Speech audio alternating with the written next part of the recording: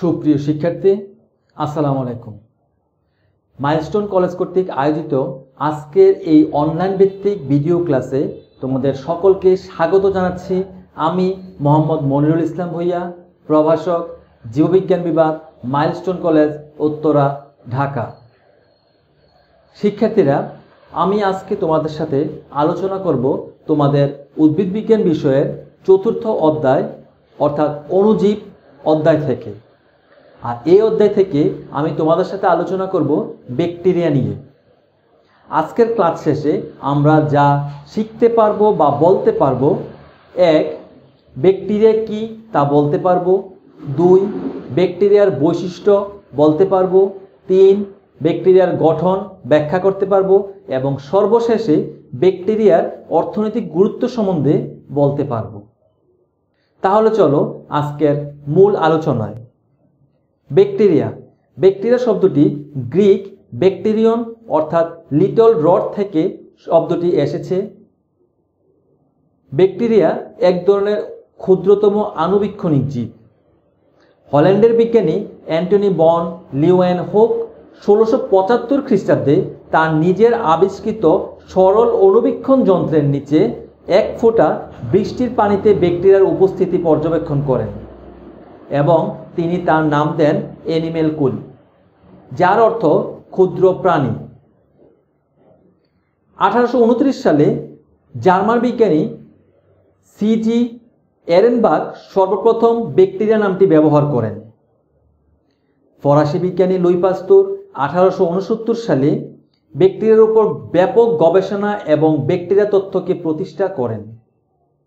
German doctor Robert কখ তিনি অনেক পরীক্ষা নিরীক্ষা দ্বারা প্রমাণ করেন যে প্রাণীর বহু রোগের কারণ হলো ব্যাকটেরিয়া এবং তিনি যক্ষ্মা রোগের জন্য দায়ী মাইকোব্যাকটেরিয়াম টিউবারকুলোসিসকে আবিষ্কার করেন, আর এজন্য তিনি 1905 সালে নোবেল পুরস্কারও পান। তোমরা একটা কথা জেনে রাখো, মানবদেহে যতগুলো কোষ আছে তার চেয়ে 10 গুণেরও বেশি ব্যাকটেরিয়া রয়েছে।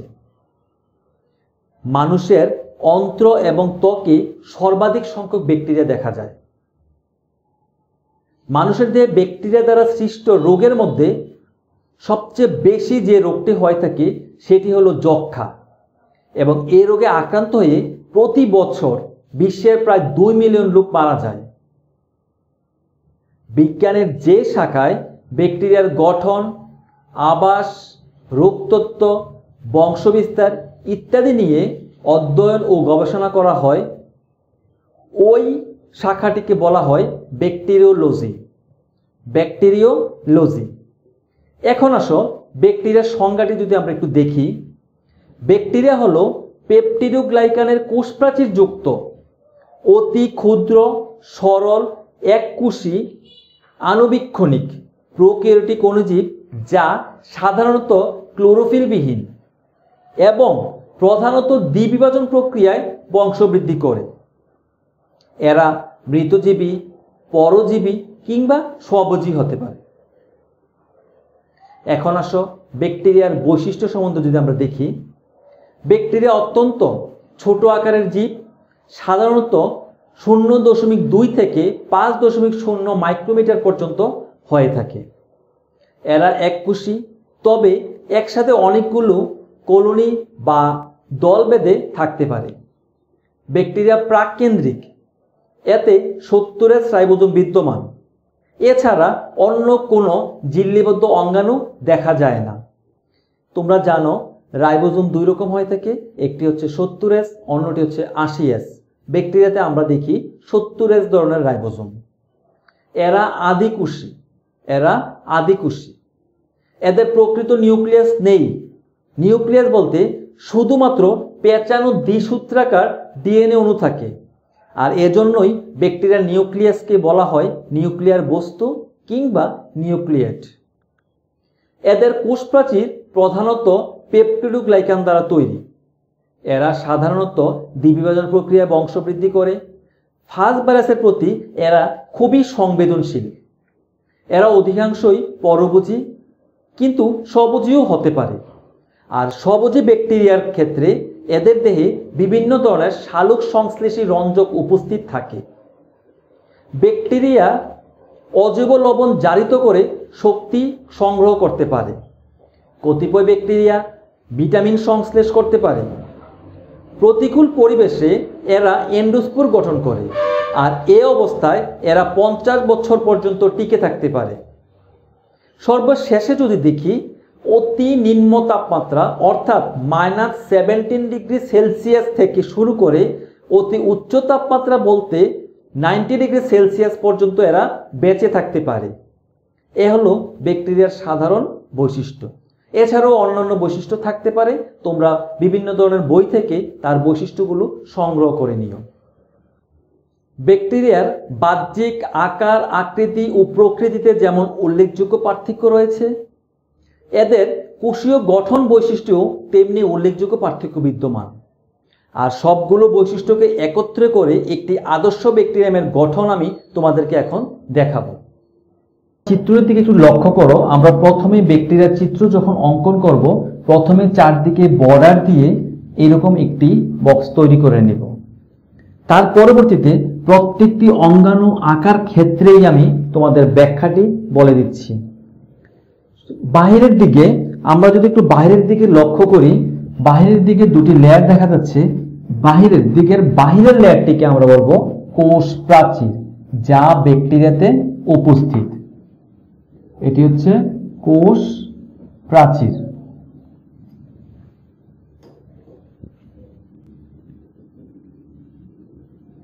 কোষ প্রাচীর। ব্যাকটেরিয়ার কোষের কোষ প্রাচীরটি মূলত মিউকোপ্রোটিন, যা মিউরিন বা পেপটিডোগ্লাইকান নামে পরিচিত। পেপটিডোগ্লাইকান একটি কার্বোহাইড্রেট পলিমার। পেপটিডোগ্লাইকানের সাথে কিছু পরিমাণ মোরামিক অ্যাসিড এবং টিকুইক অ্যাসিডও থাকে। গ্রাম পজিটিভ ব্যাকটেরিয়াতে এই পেপটিডোগ্লাইকান স্তরটি থাকে পুরু এবং গ্রাম নেগেটিভ ব্যাকটেরিয়াতে পেপটিডোগ্লাইকানের স্তরটি থাকে পাতলা।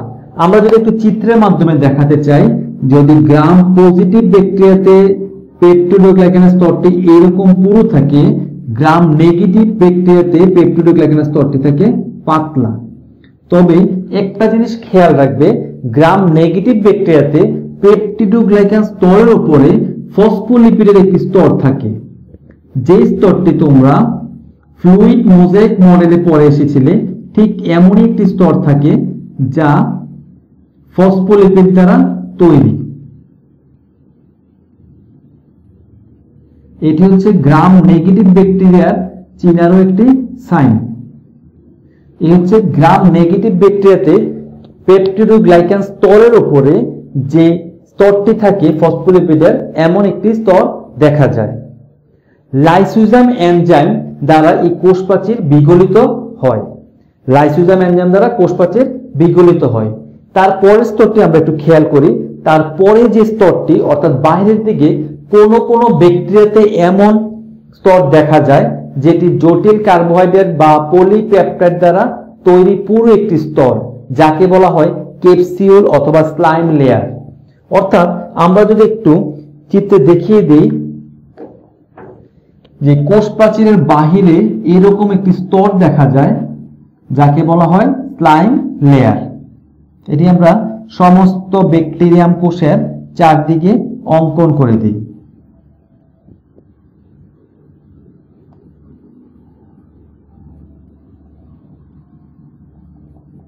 একে বলা হয় স্লাইম লেয়ার অথবা স্লাইম স্তর।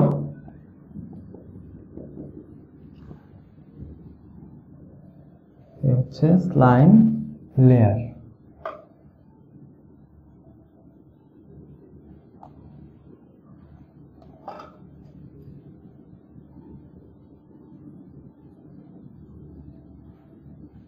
স্লাইম স্তর। এই স্লাইম স্তরটি মূলত পলিপেপটাইড দ্বারা তৈরি। এই স্তরটি ব্যাকটেরিয়াকে প্রতিকূল অবস্থার হাত থেকে রক্ষা করে থাকে। তার পরবর্তীতে আসো ফ্লাজেলা। ফ্লাজেলা আমরা অন্যান্য ক্ষেত্রেও দেখেছি। ফ্লাজেলা হচ্ছে এরকম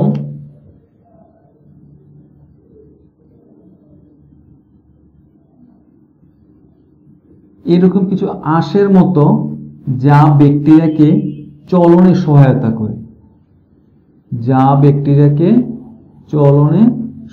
করে, এই হচ্ছে ফ্লাজেলা। ফ্লাজেলিন নামক প্রোটিন দ্বারা তৈরি। আমরা যদি তাকে মার্ক করে দেই, এই হচ্ছে ফ্লাজেলা।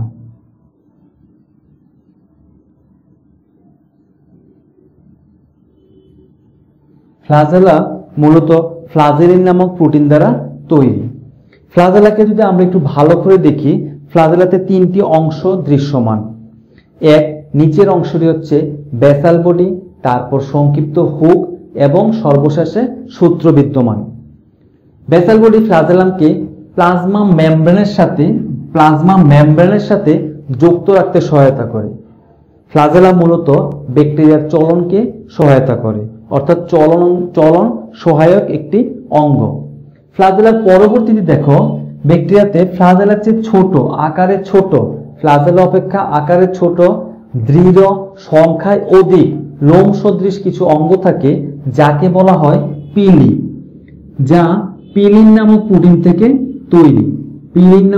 দ্বারা তৈরি। এগুলো আকারে ছোট থাকবে এবং দৃঢ়, তবে ফ্লাজেলা থেকে ছোট থাকবে।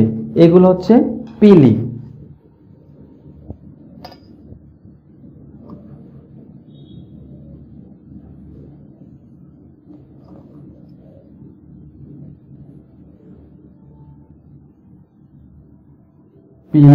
পিলিন নামক প্রোটিন দ্বারা তৈরি হয়ে থাকে। তার পরবর্তীতে আসো প্লাজমা মেমব্রেন। প্লাজমা মেমব্রেন কি একটু খেয়াল করো, যে কোষ প্রাচীরের ভিতর দিকে আরো একটি পর্দা দেখা যায়, যা মূলত সাইটোপ্লাজমকে বেষ্টন করে সজীব প্লাজমা মেমব্রেন অবস্থিত,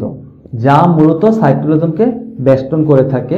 এটিকে বলা হয় প্লাজমা মেমব্রেন। এটি মূলত ফসফোলিপিড এবং প্রোটিন দ্বারা তৈরি। আমরা একটু মার্ক করে দিচ্ছি, কোষ প্রাচীরের ভিতর দিকে সাইটোপ্লাজমকে আগলে রাখে যে পর্দাটি, তাকে বলা হয় প্লাজমা মেমব্রেন।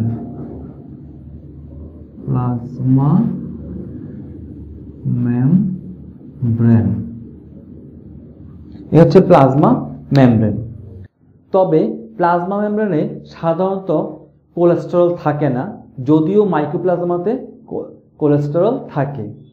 ব্যাকটেরিয়ার প্লাজমা মেমব্রেনে অনেক বিপাকীয় কাজ করে থাকে। বায়বীয় ব্যাকটেরিয়ার প্লাজমা মেমব্রেনে মাইটোকন্ড্রিয়ার অনুরূপ বহু শ্বসনিক এবং ফসফোরাইলেটিক এনজাইম ধারণ করে। ব্যাকটেরিয়ার প্লাজমা মেমব্রেনে পলিমারেজ নামক এনজাইম থাকে, যা নির্দিষ্ট প্রোটিন পরিবহনে সহায়তা করে। ফটোসিনথেটিক ব্যাকটেরিয়াতে প্লাজমা মেমব্রেন বাজ হয়ে থাইলাকয়েড গঠন করে। এখন আসো, আমরা যদি মেসোজোম নামে একটি অঙ্গাণু দেখা যায়, যা প্লাজমা মেমব্রেনে কোথাও কোথাও বাজ হয়ে মেসোজোম তৈরি করে। প্লাজমা মেমব্রেনের কোথাও কোথাও বাজ হয়ে থলির মতো একটি অঙ্গাণু তৈরি করে, যাকে বলা হয় মেসোজোম। আমরা যদি মেসোজোমের চিত্রটি একটু দেখি, আমরা এদিকে প্লাজমা মেমব্রেনকে একটু ভাঁজ করে দিচ্ছি। প্লাজমা মেমব্রেনের ভাঁজের ভিতরে এরকম একটু অঙ্গাণু তৈরি করে, যাকে বলা হয় মেসোজোম।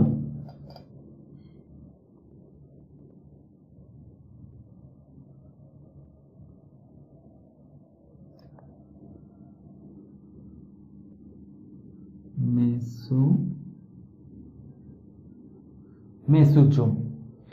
এই মেসোজোম সাধারণত গ্রাম পজিটিভ ব্যাকটেরিয়াতে মেসোজোম বেশি দেখা যায়। মেসোজোম শ্বসনে এবং কোষ বিভাজনে সহায়তা করে থাকে। তার পরবর্তীতে আসো সাইটোপ্লাজম, অর্থাৎ প্লাজমা মেমব্রেন দ্বারা আবৃত অবস্থায় যে মাঝে যে অংশটি রয়েছে, এটিকে বলা হয় সাইটোপ্লাজম। প্লাজমা মেমব্রেন দ্বারা পরিবেষ্টিত কোষের বর্ণহীন স্বচ্ছ অর্ধতরল অংশকে বলা হয় সাইটোপ্লাজম। এতে কোষ গহ্বর, চর্বি, শর্করা, আমিষ ও খনিজ লবণ বিদ্যমান। সাইটোপ্লাজমে অনেকগুলো অঙ্গাণু থাকে, তার ভিতরে আমরা এক এক করে সবগুলো ব্যাখ্যা করব। রাইবোজোম, ক্রোম্যাটাফোর, কোষ গহ্বর, ভলিউটিন, নিউক্লিয়েট, প্লাজমিড। আসো রাইবোজোম। রাইবোজোম হচ্ছে আরএনএ ও প্রোটিন দ্বারা গঠিত একটি একমাত্র অঙ্গাণু। ব্যাকটেরিয়ার মধ্যে আরএনএ ও প্রোটিন দ্বারা গঠিত একমাত্র অঙ্গাণু। তবে ব্যাকটেরিয়াতে আমরা যে রাইবোজোম দেখি তা হচ্ছে 70S রাইবোজোম। তোমরা রাইবোজোম দুই প্রকার পড়েছ, এক হচ্ছে 70S, অন্যটি হচ্ছে 80S। 70S পড়েছিলে আদি কোষের ক্ষেত্রে। ব্যাকটেরিয়া নিজেও একটি আদি কোষ, এই জন্য ব্যাকটেরিয়াতে 70S রাইবোজোম বিদ্যমান। আমরা চিত্রে একটু রাইবোজোমকে দেখিয়ে দিচ্ছি। এই হচ্ছে রাইবোজোম। রাইবোজোম রাইবোজোম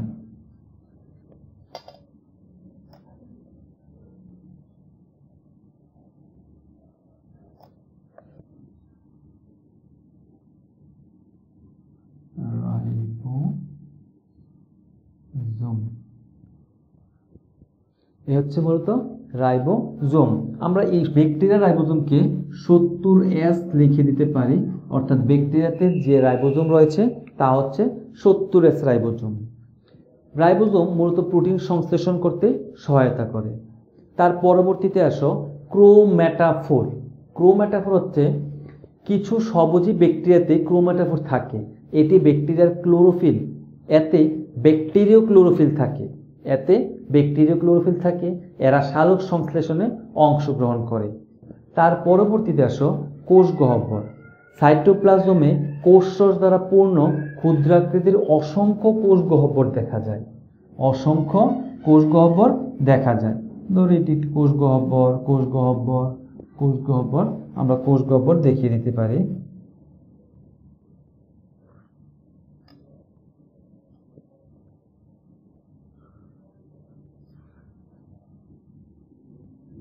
কোষ গহ্বর। তার পরবর্তীতে রয়েছে ভলিউটিন, যেটি তরুণ ব্যাকটেরিয়াতে সাইটোপ্লাজমে ক্ষুদ্র ক্ষুদ্র দানাদার ভলিউটিন থাকে, যা বয়োবৃদ্ধির সাথে সাথে এসব দানা কোষ গহ্বরে স্থানান্তরিত হয়। এখন আসো নিউক্লিয়েট, যেটি ব্যাকটেরিয়ার সবচেয়ে গুরুত্বপূর্ণ কোন একটি অঙ্গাণু। এটি ব্যাকটেরিয়ার জেনেটিক বস্তু। একে নগ্ন ব্যাকটেরিয়াল ক্রোমোজোম, জিনোফোর, নিউক্লিয়ার বস্তু, সিউডোনিউক্লিয়াস ইত্যাদি নামে পরিচিত। নিউক্লিয়েট আমরা এই জায়গায় দেখিয়ে দিতে পারি।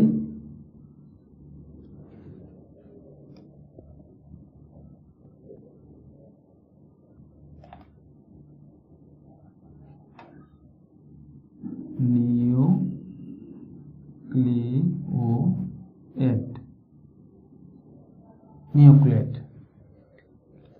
প্রকৃতপক্ষে শুধুমাত্র একটি দ্বিসূত্রক ডিএনএ অণু। এটি কার্যত বৃত্তাকার এবং নগ্ন, অর্থাৎ এতে ক্রোমোজোমাল হিস্টোন প্রোটিন থাকে না। ক্রোমোজোমকে ঘিরে কোনো নিউক্লিয়ার আবরণ থাকে না। সাইটোপ্লাজমস্থ এই যে সাইটোপ্লাজম, আমরা যদি তাকে দেখিয়ে দিই তা হচ্ছে সাইটোপ্লাজম। এই সাইটোপ্লাজমস্থ ডিএনএ সমৃদ্ধ অঞ্চলকেই বলা হয়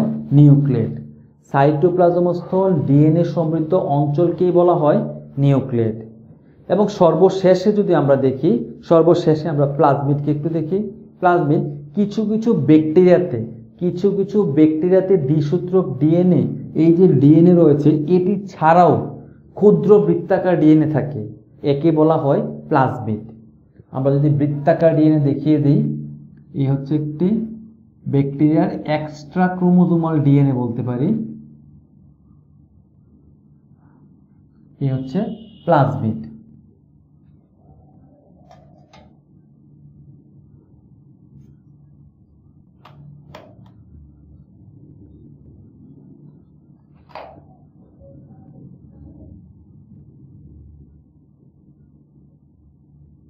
এই হচ্ছে প্লাজমিড।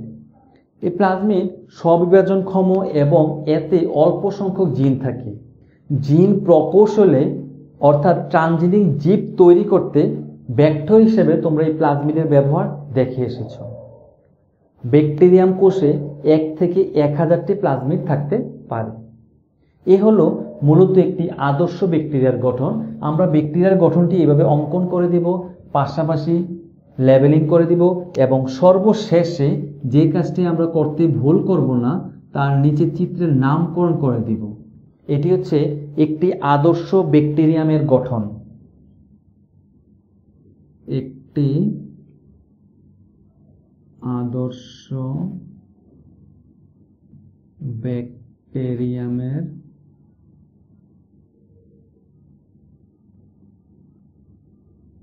গঠন। আমি আবারও মনে করে দিচ্ছি, এই ক্ষেত্রে ব্যাকটেরিয়াম লেখার উদ্দেশ্য হচ্ছে, আমরা জানি ব্যাকটেরিয়া হচ্ছে বহুবচন আর ব্যাকটেরিয়াম অর্থাৎ একবচন। আমরা যেহেতু একটি ব্যাকটেরিয়ার চিত্র অঙ্কন করেছি, এই জন্য তাকে আমরা বলবো ব্যাকটেরিয়াম। এ হচ্ছে একটি আদর্শ ব্যাকটেরিয়ামের গঠন। ব্যাকটেরিয়ামের গঠন আমরা যখন ব্যাখ্যা করব, পাশাপাশি লেবেলিং করে দিব, একই সাথে আমাদের ব্যাখ্যা কমপ্লিট হয়ে যাবে। শিক্ষার্থীরা, আশা করি তোমরা এই চিত্র অঙ্কন এবং ব্যাখ্যা করতে পারবে। যদি কোথাও কোনো সমস্যা হয়, তোমরা এখন হয়তোবা আমাকে জিজ্ঞেস করতে পারছো না, তবে তোমার যে লাইভ ক্লাসে অর্থাৎ তোমার সাবজেক্ট টিচারের নিকট এই চিত্র সম্বন্ধে ব্যাখ্যা জেনে নিবে। এখন আসো, আজকের ক্লাসের শেষ অংশটি আমি আলোচনা করছি। আমরা যদি ব্যাকটেরিয়ার গুরুত্বের দিকে তাকাই, গুরুত্ব বলতে গেলে আমরা অবশ্যই তার উপকারী দিক এবং ক্ষতিকর দিক নিয়ে আলোচনা করব। উপকারী দিকের কথায় আগে আসা যাক। চিকিৎসা ক্ষেত্র, কৃষিক্ষেত্র, শিল্পক্ষেত্র, মানব জীবনে এবং পরিবেশ উন্নয়নে ব্যাকটেরিয়া গুরুত্বপূর্ণ ভূমিকা পালন করে। অপরদিকে মানুষের রোগ সৃষ্টি, অন্যান্য প্রাণী কিংবা উদ্ভিদের রোগ সৃষ্টি, খাদ্যদ্রব্যের পচন, মাটির উর্বরতা হ্রাস, পানি দূষণ, জীবাণু অস্ত্র কিংবা যানবাহনের দুর্ঘটনায়ও ব্যাকটেরিয়ার গুরুত্ব রয়েছে। শুরুতে আমরা তার উপকার দিকটি আলোচনা করছি। যেমন চিকিৎসা ক্ষেত্রে যদি আমি আলোচনা করি, তোমরা জানো বিভিন্ন ধরনের অ্যান্টিবায়োটিকও ব্যাকটেরিয়া থেকে তৈরি করা হয়। কিছু ব্যাকটেরিয়া থেকে জীবন রক্ষাকারী অ্যান্টিবায়োটিক ওষুধ তৈরি করা হয়, যেমন বেসিলাস সাবটিলিস থেকে সাবটিলিন নামক অ্যান্টিবায়োটিক, বেসিলাস পলিমিক্সা থেকে পলিমিক্সিন এবং অ্যাক্টিনোমাইসিটিস থেকে স্ট্রেপ্টোমাইসিন। এছাড়াও অনেক অ্যান্টিবায়োটিক তৈরি করা হয় যা ব্যাকটেরিয়া থেকেই। ইনসুলিন নাম তোমরা শুনেছ। ইনসুলিন অর্থাৎ ইকোলাই ব্যাকটেরিয়াকে কাজে লাগিয়ে ইনসুলিন তৈরি করা হয়। প্রতিষেধক টিকা হিসাবে যদি কথা বলি, ব্যাকটেরিয়া হতে কলেরা, টাইফয়েড, নিউমোনিয়া, যক্ষ্মা প্রভৃতি রোগের প্রতিষেধক প্রস্তুত করা হয়। কৃষিক্ষেত্রের কথা যদি আমরা আসি, মাটির উর্বরতা বৃদ্ধিতে, নানাবিধ আবর্জনা পচনে এবং জৈব সার প্রস্তুতি থেকে শুরু করে জৈব গ্যাস প্রস্তুতেও ব্যাকটেরিয়া সহায়তা করে থাকে। নাইট্রোজেন সংবন্ধনে এজেটোব্যাক্টর, সিউডোমোনাস, ক্লোস্ট্রিডিয়াম প্রভৃতি ব্যাকটেরিয়া সরাসরি বায়ু থেকে নাইট্রোজেন গ্রহণ করে মাটির উর্বরতা বৃদ্ধি করে। তোমরা জানো বায়ুতে নাইট্রোজেনের পরিমাণ সর্বাধিক অর্থাৎ 78%। বায়ুতে 78% নাইট্রোজেন থাকা সত্ত্বেও ওই নাইট্রোজেনকে কোনো উদ্ভিদ সরাসরি কাজে লাগাতে পারে না। সেক্ষেত্রে ব্যাকটেরিয়া সবচেয়ে গুরুত্বপূর্ণ ভূমিকা পালন করে। পশুখাদ্য তৈরিতে ল্যাক্টোব্যাসিলাস গণের কিছু প্রজাতি ব্যবহার করা হয়। ব্যাকটেরিয়া প্রয়োগে ধানের উৎপাদনে দেখা গেছে 31.8% এবং গমের উৎপাদনে প্রায় 208 ভাগ বেশি করা সম্ভব হয়েছে। শিল্পক্ষেত্রে যদি আমরা একটু তাকাই, চা, কফি, তামাক প্রক্রিয়াজাতকরণে বেসিলাস ম্যাগেটেরিয়াম নামক ব্যাকটেরিয়া গুরুত্বপূর্ণ ভূমিকা পালন করে। দুগ্ধশিল্পে ল্যাক্টোব্যাসিলাসের কোনো তুলনাই নেই। ল্যাক্টোব্যাসিলাস জাতীয় ব্যাকটেরিয়ার সহায়তায় দুধ থেকে মাখন, দই, পনির, ঘোল, ছানা প্রভৃতি তৈরি করা যায়। তাছাড়াও পাট শিল্প, চামড়া শিল্প, টেস্টিং সল্ট সহ বিভিন্ন ধরনের রাসায়নিক পদার্থ প্রস্তুতিতে ব্যাকটেরিয়ার গুরুত্বপূর্ণ ভূমিকা পালন করে থাকে। আমরা যদি মানব জীবনের সাথে একটু কথা বলি, গবাদি পশুর সাথে মানুষের সম্পর্ক অতি ঘনিষ্ঠ। আর গবাদি পশুর খাদ্য অর্থাৎ ঘাস, খড় তাদের জন্য একটি অতি প্রিয় খাদ্য। ঘাস, খড় জাতীয় খাদ্যকে হজম করতে ব্যাকটেরিয়া খুবই গুরুত্বপূর্ণ ভূমিকা পালন করে থাকে, কারণ ব্যাকটেরিয়া সেলুলোজ হজমে প্রত্যক্ষভাবে ভূমিকা পালন করে থাকে। তাছাড়া ভিটামিন তৈরি, জেনেটিক ইঞ্জিনিয়ারিংয়ে প্লাজমিডকে বাহক হিসেবে ব্যবহার করা হয়। সর্বশেষে যদি আমি বলি, পরিবেশ উন্নয়নের ক্ষেত্রে যেমন আবর্জনা পচন, পয়ঃনিষ্কাশন, তেল অপসারণ, বায়োগ্যাস উৎপাদনে ব্যাকটেরিয়ার গুরুত্বপূর্ণ ভূমিকা পালন করে থাকে। তাছাড়াও ব্যাকটেরিয়ার আরও অনেক উপকারী দিক রয়েছে। আমি এখন তোমাদের ক্ষতিকর দিক অর্থাৎ অপকারী দিকগুলো একটু আলোচনা করে দিচ্ছি। শুরুতে আসি, মানুষের বিভিন্ন প্রকার রোগ তৈরিতে ব্যাকটেরিয়া সহায়তা করে। মানুষের অধিকাংশ রোগী ব্যাকটেরিয়া দিয়ে হয়ে থাকে, যেমন যক্ষা, নিউমোনিয়া, টাইফয়েড, কলেরা, ডিফথেরিয়া, আমাশয়, টিটেনাস, হুপিং কাশি ইত্যাদি রোগ ব্যাকটেরিয়া দ্বারাই হয়ে থাকে। তাছাড়া যৌনবাহিত যে রোগগুলো রয়েছে যেমন গনোরিয়া, সিফিলিস, এগুলো ব্যাকটেরিয়া দ্বারাই হয়ে থাকে। অন্যান্য প্রাণীর ক্ষেত্রে যদি একটু বলি, যেমন গরু মহিষের যক্কা, ভেড়ার অ্যানথ্রাক্স, ইঁদুরের প্লেগ, হাঁস মুরগির কলেরা, এই রোগগুলিও ব্যাকটেরিয়া দ্বারা হয়ে থাকে। উদ্ভিদের বিভিন্ন ধরনের রোগ ব্যাকটেরিয়া দ্বারা হয়ে থাকে, যেমন গমের টুন্ডু রোগ, ধানের পাতা ধসা, আখের আঠা জরা রোগ, আলুর স্ক্যাব রোগ, তামাকের ব্লাইট, টমেটোর ক্যাঙ্কার এবং শিমের লিফ স্পট সহ আরও অনেক রোগ তৈরি করে থাকে ব্যাকটেরিয়াই। খাদ্যদ্রব্য পচন, বিষাক্তকরণ, পানি দূষণ, মাটির উর্বরতা শক্তি বিনষ্টকরণেও ব্যাকটেরিয়া গুরুত্বপূর্ণ ভূমিকা পালন করে। তাছাড়া যানবাহনের দুর্ঘটনা অর্থাৎ ক্লোস্ট্রিডিয়াম গণের কিছু প্রজাতি বিমানের জ্বালানিতে জন্মালে বিমান দুর্ঘটনা ঘটতে পারে। এ হলো মূলত, আমি যদি সংক্ষেপে বলি, ব্যাকটেরিয়ার গুরুত্ব। ব্যাকটেরিয়ার গুরুত্ব যখন আমাদের পরীক্ষায় আসে কিংবা আমরা যখন বলতে যাই, অবশ্যই খেয়াল রাখবে যেন উভয় দিকে বলি, অর্থাৎ তার উপকারী দিক এবং ক্ষতিকর দিক। আমার ক্লাসের মূল বক্তব্য এতটুকুই ছিল। এখন আসো, আমি তোমার আজকের পড়ার উপর ভিত্তি করে একটি সৃজনশীল প্রশ্ন দিয়ে দিচ্ছি, যার উত্তর আমার এই লেকচারের উপরে তুমি পেয়ে যাবে। প্রশ্নটি একটু খেয়াল করো। শাকিল স্যার ব্যবহারিক ক্লাসে দইয়ে বিদ্যমান কিছু অণুজীব দেখাচ্ছিলেন, যাদের বংশগতীয় উপাদান ছাড়াও বৃত্তাকার ডিএনএ থাকে। প্রথম প্রশ্নে আসো, প্লাজমিড কি? আমি নিশ্চিত তোমরা যদি আমার ক্লাসটি সম্পূর্ণ দেখে থাকো, প্লাজমিডের কথা দুইটি জায়গায় পেয়ে যাবে, এবং সবচেয়ে বেশি যে জায়গায় পাবা সেটি হচ্ছে চিত্র অঙ্কনের ক্ষেত্রে। খেয়াল করবে আমরা সব শেষ দিকে প্লাজমিড নিয়ে কথা বলেছি, সে অংশ থেকে তুমি উত্তরটি দিয়ে দিবে। ব্যাকটেরিয়াকে কেন আদিকোষী জীব বলা হয়? ব্যাকটেরিয়ার বৈশিষ্ট্য যখন আমি বলেছি তখনই এই উত্তরটি তোমার বলা হয়েছিল। তার পরবর্তীতে আসো, উদ্দীপকে উল্লিখিত জীবটির গঠন ব্যাখ্যা করো। আমরা যদি জীবটির দিকে একটু তাকাই, আমাদের ক্লু হিসাবে এক রয়েছে দইয়ে বিদ্যমান যে অণুজীব, তা ব্যাকটেরিয়া হওয়ার সম্ভাবনা বেশি। তার পরবর্তী ক্লুটি হচ্ছে যাদের বংশগতীয় উপাদান ছাড়াও বৃত্তাকার ডিএনএ থাকে, যাকে প্লাজমিডকে ইন্ডিকেট করছে। তো সেক্ষেত্রে আমরা লিখব উদ্দীপকে উল্লিখিত অণুজীবটি বা জীবটি হলো ব্যাকটেরিয়া। নিচে ব্যাকটেরিয়ার গঠন ব্যাখ্যা করা হলো, তার পরবর্তীতে আমরা ব্যাকটেরিয়ার গঠন লিখে দিব। এবং সর্বশেষ প্রশ্নে বলা হয়েছে উদ্দীপকে উল্লিখিত জীবটির অর্থনৈতিক গুরুত্ব বিশ্লেষণ করো। যেহেতু আমি নিশ্চিত যে উদ্দীপকে উল্লিখিত জীবটি হচ্ছে ব্যাকটেরিয়া, সেহেতু আমি লিখব উদ্দীপকে উল্লিখিত জীবটি ব্যাকটেরিয়া, নিচে ব্যাকটেরিয়ার অর্থনৈতিক গুরুত্ব বিশ্লেষণ করা হলো। তারপর তোমরা আমি কিছুক্ষণ আগে যে ব্যাখ্যা করেছি অর্থাৎ ব্যাকটেরিয়ার উপকারী দিক এবং ক্ষতিকর দিক দুটি আলোচনা করে দিবে।